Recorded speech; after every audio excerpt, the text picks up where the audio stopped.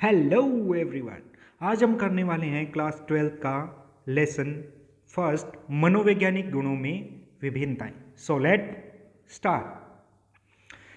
सबसे पहले देखते हैं कि मानव जो प्रकार्य में व्यक्तिगत विभिन्नताएं क्या होती है, यानी व्यक्तिगत विभिन्नताएं, इंडिविजुअल डिफरेंस क्या होता है।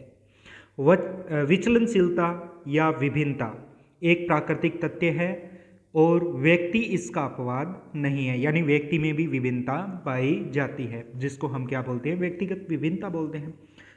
प्रत्येक व्यक्ति एक दूसरे से शारीरिक विशेषताओं जैसे ऊंचाई, वजन, शक्ति, बल, बालों का रंग आदि में भिन्न होता है। उनमें मनोवैज्ञानिक विशेषताओं में भी विभिन्नता पाई जाती है और इस प्रकार की विभिन्नता क्या बोलते हैं, व्यक्तिगत विभिन्नता। मनोवैज्ञानिकों के लिए व्यक्तिगत भिन्नता का अर्थ है व्यक्तियों की विशेषताओं तथा व्यवहारों के स्वरूपों में पाए जाने वाला वैशिष्ट्य यानी भिन्नता या विचलनशीलता। यानी विचलनशीलता या जो व्यक्तिगत विभिन्नता क्या है, व्यक्तियों के व्यवहारों या उनकी विशेषताओं में पाए जाने वाले विभिन्नता। ठीक है, नेक्स्ट हम देखते हैं कि मनोवैज्ञानिक गुण के क्षेत्र कौन कौन से हैं, यानी मनोवैज्ञानिक गुण कौन कौन से हैं। सम डोमेन्स ऑफ साइकोलॉजिकल एट्रीब्यूट्स। आप किसी व्यक्ति का पूर्ण मूल्यांकन करना चाहते हैं तो आपको यह मूल्यांकन करना होगा कि वह विभिन्न क्षेत्रों जैसे संज्ञानात्मक, सांवेगिक, सामाजिक आदि में कैसा व्यवहार और निष्पादन करता है। तो हम उसके जो गुण हैं, मनोवैज्ञानिक गुण हैं, उनके बारे में जानेंगे तो हम किसी व्यक्ति का पूर्ण मूल्यांकन कर सकते हैं और पूर्ण मूल्यांकन के लिए उनके गुणों को जानना जरूरी है। तो सबसे पहले जैसे उसका गुण है जैसे बुद्धि, इंटेलिजेंस। इंटेलिजेंस का आशय है पर्यावरण को समझने, सविवेक चिंतन करने और किसी चुनौती को के सामने होने पर उपलब्ध संसाधनों का प्रभावी ढंग से उपयोग होने की व्यापक क्षमता से है। यानी इंटेलिजेंस क्या है, पर्यावरण को समझने और उसके साथ अनुक्रिया करने की जो क्षमता है वो क्या है, इंटेलिजेंस है। अब हम देखते हैं एप्टीट्यूड यानी अभिक्षमता। अभिक्षमता का अर्थ है किसी व्यक्ति के कौशलों के अर्जन के लिए अंतर्निहित संभाव्यता से है। यानी किसी कौशल के लिए, अर्जन के लिए जो उसकी संभावना है, खुद की संभावना है, वो क्या है, अभिक्षमता। उसकी खुद की क्षमता कितनी है किसी कौशल को अर्जन करने के लिए। नेक्स्ट हम देखते हैं अभिरुचि यानी इंटरेस्ट। इंटरेस्ट का अर्थ किसी व्यक्ति द्वारा दूसरी क्रियाओं की अपेक्षा किसी एक अथवा एक से अधिक विशिष्ट क्रियाओं में समय को अधिक व्यस्त रखने की वरीयता से। यानी आप वरीयता देते हो कि एक से अधिक अनेक प्रकार की क्रियाएं हैं, उनमें किसी एक क्रिया में कितनी वरीयता देते हो खुद को व्यस्त रखने की, वो क्या है, आपका इंटरेस्ट, आपकी अभिरुचि है। नेक्स्ट गुण है व्यक्तित्व यानी पर्सनैलिटी। पर्सनैलिटी का अर्थ व्यक्ति की अपेक्षाकृत स्थायी प्रकार की उन विशेषताओं से है जो अन्य व्यक्तियों से भिन्न बनाती है। यानी इस प्रकार का गुण जो अन्य व्यक्तियों से आपको भिन्न बनाता है, वो क्या है, पर्सनैलिटी। इसको हम डिटेल से नेक्स्ट चैप्टर में पढ़ेंगे। पूरा का पूरा एक चैप्टर है वो व्यक्तित्व यानी पर्सनैलिटी के ऊपर है। नेक्स्ट आपका जो सेकंड चैप्टर है वो क्या है, पर्सनैलिटी के ऊपर है। नेक्स्ट है मूल्य यानी वैल्यू। वैल्यू आदर्श व्यवहार के संबंध में व्यक्ति के स्थायी विश्वास होते हैं। यानी ये क्या है, विश्वास है आपके, जो आपके आदर्श व्यवहार से संबंधित है। व्यक्ति के मूल्य उसके जीवन में व्यवहारों के लिए एक मानक निर्धारित करते हैं, उन्हें निर्देशित करते हैं। ये होते हैं मूल्य, वैल्यूज। अब हम देखते हैं जो इसके गुण पढ़े थे, मनोवैज्ञानिक व्यक्ति के गुण, उनका मूल्यांकन कैसे किया जाता है। Assessment of psychological attributes. किसी मनोवैज्ञानिक गुण को समझने का पहला चरण है उसका मूल्यांकन, असेसमेंट करना। यानी गुण को समझने का पहला चरण मूल्यांकन है। जब मूल्यांकन होगा तभी उसको हम समझ पाएंगे। मूल्यांकन करने का अर्थ व्यक्ति के मनोवैज्ञानिक गुणों का मापन करने से है। किसी व्यक्ति में किसी गुण की उपस्थिति तभी स्वीकार की जाती है जब उस गुण को किसी मनोवैज्ञानिक या वैज्ञानिक विधि द्वारा मापन किया जा सके। यानी जिसको मापा जा सकता है उसी को ही हम गुण की स्वीकृति प्रदान करेंगे। किसी गुण का मूल्यांकन अनौपचारिक और औपचारिक हो सकता है। औपचारिक मूल्यांकन वस्तुनिष्ठ, मानकीकृत और व्यवस्थित रूप से किया जाता है। औपचारिक जो भी आपको मनोवैज्ञानिक जो विधियाँ मिलती है किसी मूल्यांकन के लिए, असेसमेंट के लिए, वो क्या है, एक औपचारिक मूल्यांकन की विधि है। अनौपचारिक मूल्यांकन में जिन व्यक्तियों का किया जाना है उनके बदले जाने से, मूल्यांकन करने वाले व्यक्तियों के बदल जाने से परिवर्तित होता रहता है, जिससे प्राप्त परिणाम में मूल्यांकन व्यक्तिनिष्ठ व्याख्या, सब्जेक्टिव व्याख्या होती है। यानी किसी व्यक्ति विशेष के लिए सब्जेक्टिव, आपके लिए आपके घर वाले मूल्यांकन कर रहे हैं तो वो क्या है, वो अनौपचारिक मूल्यांकन है।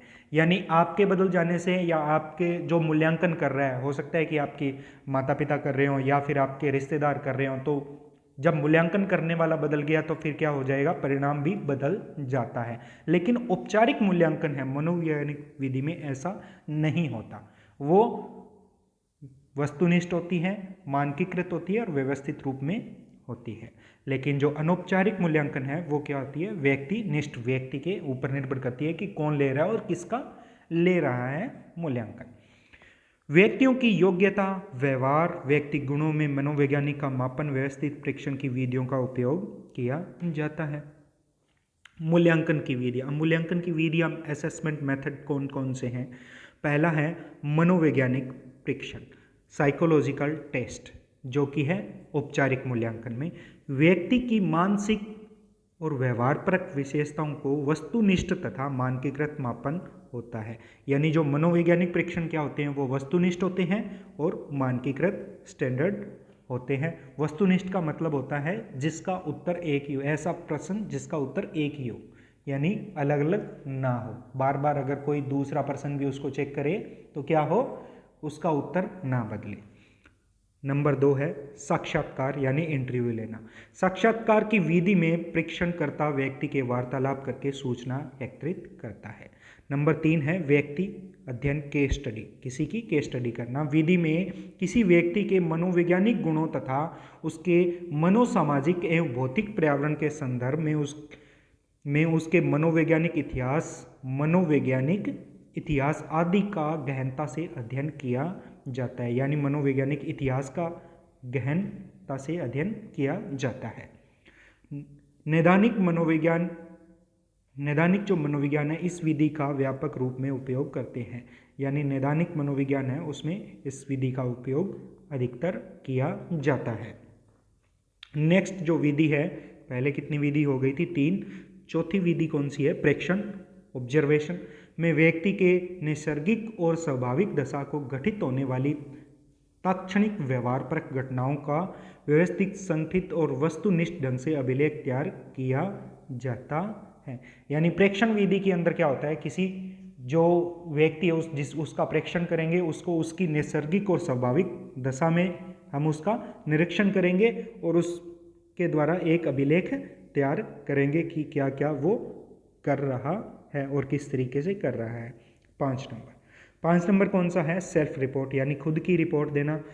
सेल्फ रिपोर्ट वह विधि है जिसमें व्यक्ति स्वयं अपने विश्वासों, मतों आदि के बारे में तथ्यात्मक सूचनाएं प्रदान करता है। नेक्स्ट हम देखते हैं बुद्धि, मानव का एक गुण, यानी इंटेलिजेंस और बुद्धि क्या होती है। ऑक्सफोर्ड ने क्या बताया है कि ऑक्सफोर्ड शब्दकोश ने बुद्धि को प्रत्यक्षण करने, सीखने, समझने और जानने की योग्यता के रूप में परिभाषित किया है। एल्फ्रेड बीने हैं, इन्होंने क्या बताया कि अच्छा निर्णय लेने की योग्यता, अच्छा बोध करने की योग्यता, अच्छा तर्क प्रस्तुत करने की योग्यता के रूप में परिभाषित किया है। यानी अच्छा निर्णय लेने की योग्यता, अच्छा बोध करने की योग्यता, अच्छा तर्क प्रस्तुत करने की योग्यता ही बुद्धि या इंटेलिजेंस है। ये किसने कहा है, एल्फ्रेड बीने ने। फिर आते हैं वेस्लर ने क्या कहा है कि बुद्धि व्यक्ति की वह समग्र क्षमता है जिसके द्वारा व्यक्ति विवेक चिंतन करके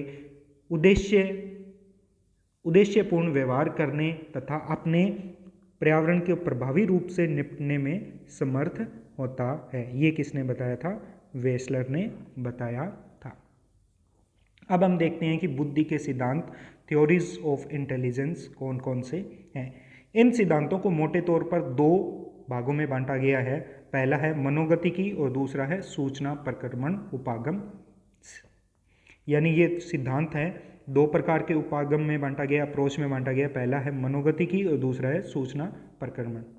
मनोगतिकी साइकोमेट्रिक अप्रोच है, उसमें बुद्धि को अनेक प्रकार की योग्यताओं का एक समुच्चय, एक संगठन माना जाता है। अनेक प्रकार की योग्यताओं का संगठन माना जाता है किसमें? साइकोमेट्रिक अप्रोच में। फिर आती है इंफॉर्मेशन प्रोसेसिंग अप्रोच। इसके अंदर हम देखते हैं कि बुद्धि में प्रोसेसिंग कैसे होती है। में बौद्धिक, इसके अंदर बौद्धिक तर्क करना यानी तर्क देना, समस्या समाधान में व्यक्तियों द्वारा उपयोग की जाने वाली प्रक्रियाओं का वर्णन किया जाता है। तो ये दो प्रकार के अप्रोच हैं जो कि इन अप्रोच के अंतर्गत अलग अलग सिद्धांतों को पढ़ेंगे। सबसे पहला सिद्धांत है एक कारक सिद्धांत, वन फैक्टर थ्योरी। किसने दी थी? एल्फ्रेड बिने ने सबसे पहले प्रयास किया था। एल्फ्रेड बिने जो प्रथम मनोवैज्ञानिक थे, संपर्त्य, बुद्धि के संपर्त्य को समझाने वाले।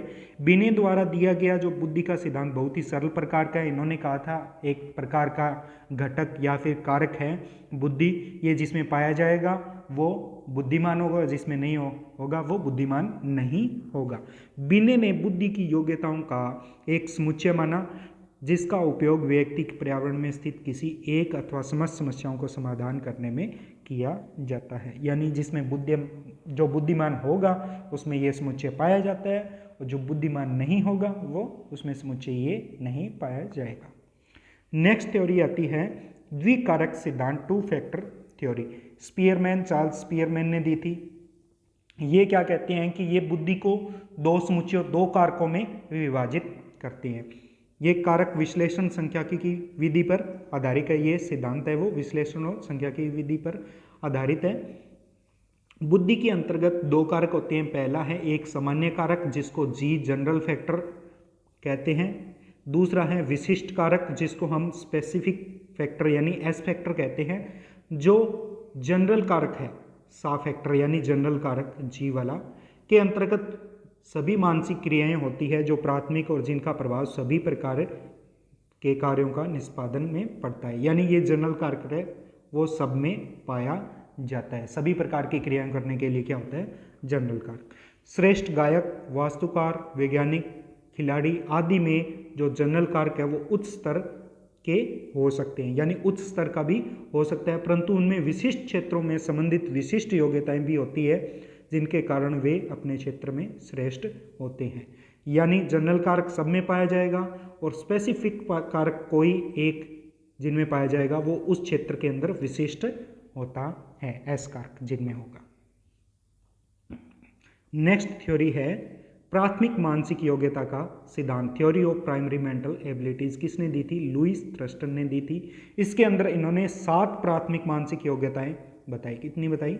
7 प्राथमिक मानसिक योग्यताएं जो एक दूसरे से स्वतंत्र होकर कार्य करती है। कौन सी 7 मानसिक जो योग्यताएं होती है? एक तो है वर्बल यानी वाचिक बोध से संबंधित, दूसरी है न्यूमेरिकल संख्यात्मक योग्यताएं, तीसरी है स्पेशियल यानी देशिक संबंधित, और चौथी है परपेचुअल यानी प्रत्यक्षिक संबंधित, पांचवी है वर्ड यानी शब्द प्राय से संबंधित, छठी है मेमोरी यानी स्मृति से संबंधित, और सातवीं है इंडक्टिव रीजनिंग यानी तर्क, आगमनात्मक तर्क की से संबंधित योग्यताएं। ये 7 प्रकार की किसने बताई?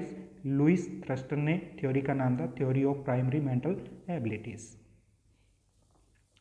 फिर जो सिद्धांत दिया 4 नंबर सिद्धांत, बुद्धि का एक पदानुक्रमिक model, hierarchy model of intelligence. ये किसने दिया था? आर्थर जॉनसन ने दिया था। आर्थर जॉनसन ने इन्होंने बताया कि जो एक पदानुक्रमिक मॉडल प्रस्तुत किया और इन्होंने योग्यताएं 2 प्रकार की बताई, 2 स्तर में बताई कि योग्यताएं, बुद्धि की जो योग्यताएं हैं वो व्यक्तिगत योग्यताएं हैं वो 2 स्तर में होती है, एक तो प्राइमरी और एक द्वितीय, लेवल फर्स्ट और लेवल सेकेंड। लेवल फर्स्ट के अंदर जो सहचार्यात्मक अधिगम होता है जिसके अंदर आगत और निर्गत लगभग समान होता है, यानी आपने किसी चीज़ को याद किया और फिर उसको पुनः स्मरण किया, उसको अप्लाई किया, वो क्या होता है? लेवल फर्स्ट प्रकार की योग्यता है, यानी आगत और निर्गत समान। और लेवल सेकेंड प्रकार की योग्यता है लेवल सेकेंड, वो इससे ऊपर होती है एक हायरार्की मॉडल प्रस्तुत किया, इसमें आगत और निर्गत समान होता है। इसके अंदर क्या होता है, लेवल सेकंड में कोई आपने सूचना प्राप्त की, उसको प्रोसेस किया और किसी भी प्रकार की सूचना में इसको अप्लाई किया, वो होती है सेकंड। यानी द्वितीय स्तर है संज्ञानात्मक, पहला होता है साचार्यात्मक अधिगम से संबंधित, दूसरा है संज्ञानात्मक क्षमताओं का होता है। इसमें उच्च स्तरीय कौशल जो आगत एक प्रभावी निर्गत में परिवर्तित कर देता है। यानी आप कुछ सीखना क्या है, लेवल सेकंड में आता है। किसी चीज को सीख रहे हो, सूचना प्राप्त की, उसको मैथमेटिकल जैसे प्रॉब्लम सॉल्व कर रहे हो, वो क्या है, लेवल सेकंड में। तो ये एक जो पदानुक्रमिक मॉडल प्रस्तुत किया किसने, आर्थर जॉनसन ने। नेक्स्ट देखते हैं 5 नंबर सिद्धांत बुद्धि संरचना model, structure of intellect model. किसने प्रस्तुत किया था, गिलफोर्ड ने, जेपी गिलफोर्ड ने। इन्होंने बौद्धिक जो विशेषताएं होती है, जो योग्यताएं होती है, इनको 3 विमाओं में वर्गीकृत किया। पहली है ऑपरेशनल, दूसरी है वस्तुगत यानी कॉन्टेक्स्ट से संबंधित, तीसरी है प्रोडक्ट यानी उत्पाद से संबंधित। क्रियाएं जो ऑपरेशनल होती है वो क्या है, तात्पर्य बुद्धि द्वारा की जाने वाली क्रियाओं से। ऑपरेशनल यानी जो बुद्धि के अंदर क्रियाएं होती है, किस प्रकार की क्रियाएं, यहाँ पे जो अभिसारी, चिंतन, मूल्यांकन, स्मृति, अभिलेख, ये प्रकार की जो है वो क्या है, ऑपरेशनल क्रियाएं हैं। फिर आती है जो कॉन्टेक्स्ट होते हैं, विषय वस्तु जिनके ऊपर ये ऑपरेशनल क्रियाएं होती है वो होती हैं विषय वस्तु, जैसे चाक्षुष। इसके बाद में क्या होती है, ऑपरेशनल क्रियाएं होती है, यानी जिनके ऊपर क्रियाएं होती है, ऑपरेशंस होते हैं, वो क्या है, कॉन्टेक्चुअल, जो कॉन्टेक्स्ट से संबंधित है। तीसरा है उत्पाद का अर्थ उस स्वरूप से है जिसमें व्यक्ति सूचना का प्रक्रमण करता है, यानी जिसके अंतर्गत सूचना का प्रोसेसिंग की जाती है वो क्या है, उत्पाद को इकाई, वर्ग, संबंध, व्यवस्था, रूपांतरण और निहितार्थ में वर्गीकृत किया गया है। ये है 6 और कॉन्टेक्स्ट है 5 और संक्रियाएं हैं 6। ये ध्यान रखना। बुद्धि संरचना मॉडल, बुद्धि की संरचना मॉडल किसने दिया था, जेपी गिलफोर्ड ने दिया था।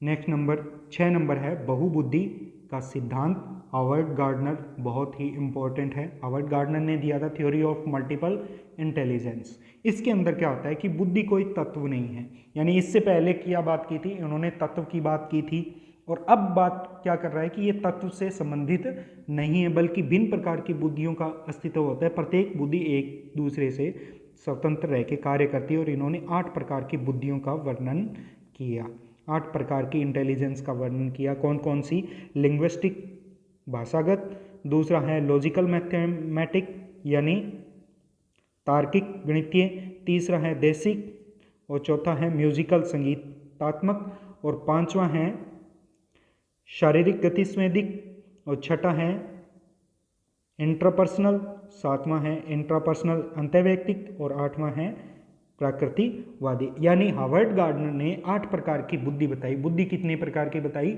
8 प्रकार की, जो कि आपके सामने दी हुई है।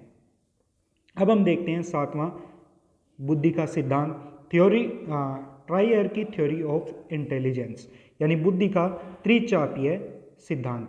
ये किसने दिया था, रॉबर्ट स्टर्नबर्ग ने दिया था। इन्होंने क्या बताया, पहले तो इन्होंने बुद्धि की परिभाषा दी कि बुद्धि वह योग्यता है जिसमें व्यक्ति अपने पर्यावरण के प्रति अनुकूलित होता है, अपने तथा अपने समाज और संस्कृति के उद्देश्यों के प्रति पूर्ति हेतु पर्यावरण के कुछ पक्षों का चयन करता है और उन्हें परिवर्तित करता है, वो क्या होती है, बुद्धि। तो ये किसने दी थी परिभाषा, स्टर्नबर्ग ने दी थी। इस सिद्धांत के अनुसार मूल बुद्धि 3 प्रकार की होती है। इन्होंने कितने बताई, 3 प्रकार की बुद्धि। पहली है घटकीय बुद्धि, दूसरी है अनुभविक बुद्धि, और तीसरी है सांदर्भिक बुद्धि। 3 प्रकार की बुद्धि किसने बताई, स्टर्नबर्ग ने, रॉबर्ट स्टर्नबर्ग ने बताई। नेक्स्ट हम देखते हैं कि बुद्धि की योजना, अवधान, भाव प्रबोधन तथा सहकाली अनुक्रमिक मॉडल, इसको शॉर्ट में बोलते हैं PASS, पास मॉडल। पास मॉडल किसने दिया था, JP दास, JK नीलगिरी और कर्बी ने दिया था। कर्बी और दास, नीलगिरी, इन तीनों ने इस मॉडल को दिया। इन्होंने इस मॉडल के अनुसार बौद्धिक क्रियाएं 3 तंत्रिकीय और स्नायु तंत्रों की क्रियाओं द्वारा संपादित होती है। यानी जो अपना सिस्टम है, स्नायु तंत्र है, इसके द्वारा बुद्धि की क्रियाएं संपादित होती है।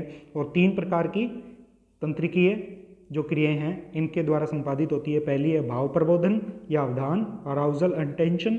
दूसरी है सैकालिक तथा अनुक्रमिक प्रक्रमण और तीसरा है योजना। तो ये 3 प्रकार की जो न्यूरल सिस्टमेटिक प्रोसेस है इनके द्वारा संपादित होती है।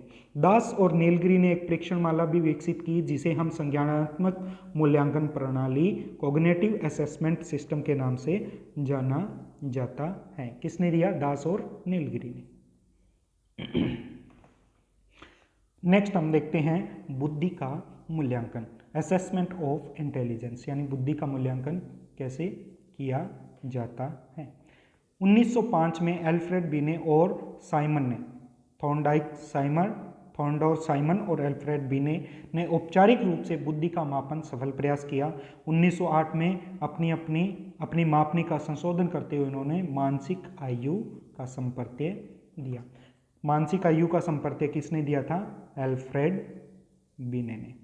उसके बाद में विलियम स्टर्न मनोवैज्ञानिक थे, इन्होंने बुद्धि लब्धि यानी इंटेलिजेंस क्वेंट का संपर्त्य विकसित, बुद्धि लब्धि का संपर्त्य विकसित किसने किया? विलियम स्टर्न ने। आईक्यू किसने दिया था? विलियम स्टर्न ने दिया था। बुद्धि लब्धि यानी इंटेलिजेंस क्वेश्चन। बुद्धि लब्धि के ये है बुद्धि लब्धि प्राप्त करने का सूत्र, जिसमें हम ऊपर क्या लिखते हैं? मानसिक आयु, नीचे जो उसकी एक्चुअल आयु है, 9 वर्ष का है तो 9 वर्ष, जो शारीरिक आयु है वो कालानुक्रमिक आयु, मानसिक आयु यानी वो उसकी मेंटल एज कितनी है। जैसे अगर कोई व्यक्ति 10 साल का है और वो 11 साल के बच्चे के क्वेश्चन हल कर पा रहा है तो उसकी मेंटल एज कितनी होगी? 11 साल। मानसिक आयु यानी वो मानसिक रूप से किस आयु का है। इसके द्वारा क्या निकाली जाती है? बुद्धि लब्धि। अब ये दिया गया है बुद्धि लब्धि आईक्यू का एक वर्ग, और उसे फिर क्या नाम दिया गया है आपकी एनसीईआरटी बुक में। यदि आईक्यू कितनी हो?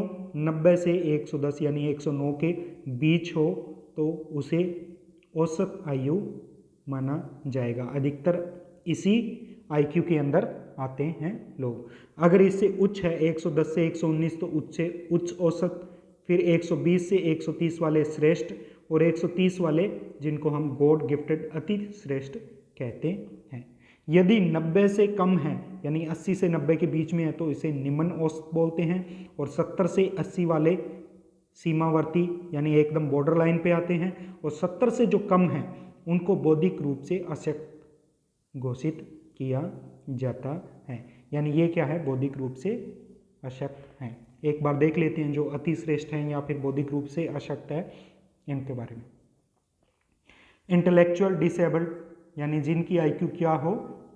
70 से कम हो, वो क्या होते हैं? बौद्धिक रूप से अशक्त, इंटेलेक्चुअल डेफिशिएंसी वाले बालक होते हैं। AAMD American association of mental deficiency के अनुसार बौद्धिक अशक्तता से तात्पर्य उस अवसामान्य साधारण बौद्धिक प्रकार्यता से है जो व्यक्ति के विकासात्मक अवस्थाओं में प्रकट होती है तथा उसके अनुकूलित व्यवहार में न्यूनता से संबंधित है। यानी ये किसने बताया था? AAMD American association of mental deficiency ने। फिर आती है जिनकी 130 से आईक्यू जिनकी 130 से अधिक है उनको क्या बोला गया है? इंटेलेक्चुअल गिफ्टेड, जो गॉड गिफ्टेड जिनको बोला जाता है साधारणतः। अब इनकी कुछ प्रमुख विशेषताएं हैं कौन कौन सी?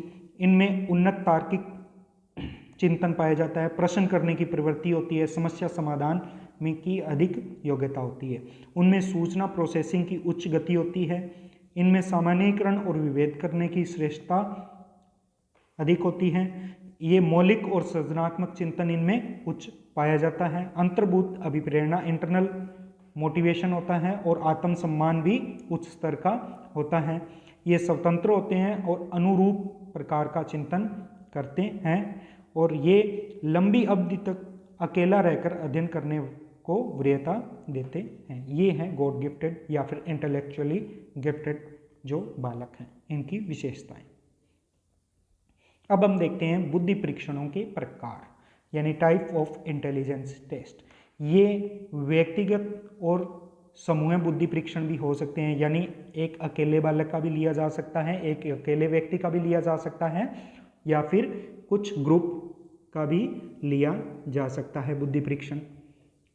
फिर आते हैं ये शाब्दिक होते हैं, अशाब्दिक भी हो सकते हैं और निष्पादन परीक्षण भी हो सकते हैं। शाब्दिक यानी जो पढ़े लिखे लोग हैं उनको एक टेस्ट दे दिया लिखा हुआ, ठीक है, तो वो क्या है, शाब्दिक हो गया। अशाब्दिक यानी उन्हें कुछ ऐसे जो चित्र वगैरह दे दिए तो वो क्या होंगे, अशाब्दिक। निष्पादन कार्य उन्हें किसी परफॉर्म यानी किसी कार्य को करने को दे दिया और फिर उसका परीक्षण किया कि इन्होंने ये कार्य कैसे किया, वो हो गए निष्पादन यानी performance test.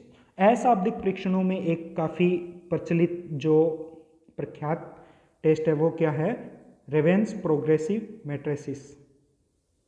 Matrices RPM test. इसके अंदर क्या होता है कि जैसे ये है अशाब्दिक परीक्षण है तो इसको पूरा करना है और किन के द्वारा पूरा किया जा सकता है, 1 2 3 4 5 6 यानी 6 ब्लॉक है, इनमें से कौन सा है इसको पूरा करेगा। ये किसका एग्जाम्पल है, RPM टेस्ट का एग्जाम्पल है, जो क्या है एक अशाब्दिक। जैसे निष्पादन परीक्षण किस प्रकार का हो गया, एक एग्जाम्पल है कोए का ब्लॉक डिजाइनिंग परीक्षण। ब्लॉक डिजाइनिंग टेस्ट है वो क्या है, निष्पादन परीक्षण हो गया।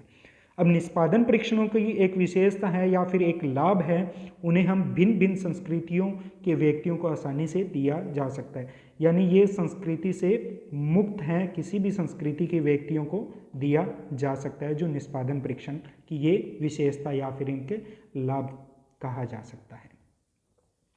नेक्स्ट बुद्धि आती है इमोशनल इंटेलिजेंस। ये इंटेलिजेंस का ही एक पार्ट मान सकते हो, लेकिन इसको थोड़ा अलग देखना जरूरी इसलिए है क्योंकि ये IQ से ज़्यादा इम्पोर्टेंट है। जो बुद्धि लब्धि है इससे ज़्यादा इम्पोर्टेंट क्या है, EQ, जो हम क्या पढ़ते हैं इमोशनल इंटेलिजेंस के अंदर, EI के अंदर पढ़ते हैं। देखते हैं सामयिक बुद्धि इमोशनल इंटेलिजेंस अनेक कौशलों जैसे अपने और दूसरे व्यक्तियों के संवेगों को परिशुद्ध मूल्यांकन, प्रकटीकरण और संवेगों का नियमन आदि का एक समुच्चय है। यह बुद्धि का भावात्मक पक्ष है, यानी इमोशनल पक्ष क्या है बुद्धि का, वो है इमोशनल इंटेलिजेंस। सामयिक बुद्धि के संपर्क को सर्वप्रथम सेलोवी और मेयर ने प्रस्तुत किया था। अपने तथा दूसरे व्यक्तियों के संवेगों का परिवीक्षण करने, उनमें भेद करने की योग्यता तथा प्राप्त सूचना के अनुसार अपने चिंतन तथा व्यवहारों को निर्देशित करने की योग्यता ही क्या है, सांवेगिक बुद्धि है। ये है इमोशनल इंटेलिजेंस की परिभाषा। अब जैसे हमने IQ पढ़ा था, बुद्धि लब्धि, उसी प्रकार सामयिक लब्धि होती है इमोशनल क्वेश्चन EQ का उपयोग किसी व्यक्ति की सामयिक बुद्धि की मात्रा बताने में उसी प्रकार किया जाता है जिस प्रकार बुद्धि लब्धि यानी IQ का उपयोग बुद्धि की मात्रा बताने के लिए किया जाता है, यानी ये क्या है EQ। अब आपसे पूछा जाए, क्वेश्चन है कि EQ ज़्यादा इम्पोर्टेंट है या फिर IQ, तो अधिकतर बोलेंगे कि IQ ज़्यादा इम्पोर्टेंट है, पर ऐसा नहीं है। EQ, जिनमें EQ अधिक होगा वो अधिक सफल होंगे और जिनमें IQ अधिक होगा वो ज़रूरी नहीं है कि वो सफल ही हो। बहुत से ऐसे हैं जिनमें IQ अधिक होता है लेकिन वो सफल नहीं हो पाते। रीज़न क्या है, उनमें EQ की मात्रा कम होती है। नेक्स्ट हम देखते हैं एप्टीट्यूड, अभिक्षमता, एक और मानवीय गुण जिसको थोड़ा सा आपके चैप्टर में बताया हुआ है, देख लेते हैं। अभिक्षमता, एप्टीट्यूड, क्रियाओं को किसी विशेष क्षेत्र में विशेष योग्यता को कहते हैं। एप्टीट्यूड किसे कहते हैं, किसी विशेष क्षेत्र में विशेष योग्यता को क्या बोलते हैं, एप्टीट्यूड। अभिक्षमता विशेषताओं का एक ऐसा संयोजन है जो व्यक्ति द्वारा प्रशिक्षण के उपरांत किसी विशेष क्षेत्र में ज्ञान कौशल को अर्जन करने की क्षमता को प्रदर्शित करता है। भिन्न भिन्न क्षेत्रों में विशिष्ट योग्यताएं कौशल ही अभिक्षमता कहलाती है, यानी आपका कौशल जो स्किल है आपकी किसी क्षेत्र विशेष के अंदर, वो क्या है, आपका एप्टीट्यूड है। नेक्स्ट हम देखते हैं कि इसके परीक्षण कौन कौन से हैं। इसके परीक्षण के दो प्रारूप है, एक स्वतंत्र एक बहुल यानी मल्टीपल अभिक्षमता परीक्षण। अब स्वतंत्र अभिक्षमता परीक्षण के एग्जाम्पल कौन कौन से हैं? लिपिकीय अभिक्षमता, यांत्रिक अभिक्षमता, आंकिकीय अभिक्षमता, टंकण अभिक्षमता। यानी इनके अंदर जो इनका नाम है ये किसी एक को ही मापन किया जा सकता है, किसी एक अभिक्षमता का मापन किया जाता है, लेकिन बहुल के अंदर एक से अधिक प्रकार की क्षमता का मापन किया जा सकता है। अब बहुल अभिक्षमता परीक्षणों में एक परीक्षण माला होती है जिसे भिन्न प्रकार के परंतु समजातीय क्षेत्रों की अभिक्षमता का मापन किया जाता है। नाम से ही पता चल रहा है, एक से अधिक प्रकार की क्षमता का मापन। इनमें कौन कौन से हैं? विभेदक अभिक्षमता परीक्षण, डिफरेंशियल एप्टीट्यूड टेस्ट DAT। दूसरा है सामान्य अभिक्षमता परीक्षण माला यानी the general aptitude test battery GATB तथा ओ सर्विस व्यावसायिक अभिक्षमता परीक्षण माला and the arm service vocational aptitude battery ASVAB आदि प्रतीक अभिक्षमता परीक्षण मालाएं हैं। ये क्या है? बहुल अभिक्षमता परीक्षणों की परीक्षण मालाएं। 1, 2, 3। इस चैप्टर के अंदर इतना ही। आई होप आपको समझ में आया होगा। अगर आपका किसी भी प्रकार का डाउट हो तो आप नीचे कमेंट करके पूछ सकते हैं। अगर इस चैप्टर में आपको लगे ये चैप्टर NCERT के अनुसार शॉर्ट में करवाया हुआ है, अगर आपको डिटेल में जानना है तो हमारी एक डिटेल की सीरीज आई हुई है कंप्लीट साइकोलॉजी, उसको आप फॉलो कर सकते हो। प्लेलिस्ट में जाके NCERT जो कंप्लीट साइकोलॉजी है उसको फॉलो करें। अगर आपको 11th की NCERT जाननी है तो उसकी भी एक प्लेलिस्ट है। अगर आपको MCQ क्वेश्चन करने हैं, क्वेश्चन आंसर की सीरीज़ करनी है तो उसके लिए भी एक सीरीज़ है। तो अब इनमें से किसी भी एक सीरीज़ को फॉलो करके आप अपना साइकोलॉजिकल एक्सपीरियंस है वो बेहतर कर सकते हैं। मिलते हैं नेक्स्ट वीडियो में जल्द ही, तब तक के लिए स्टे ट्यून्ड।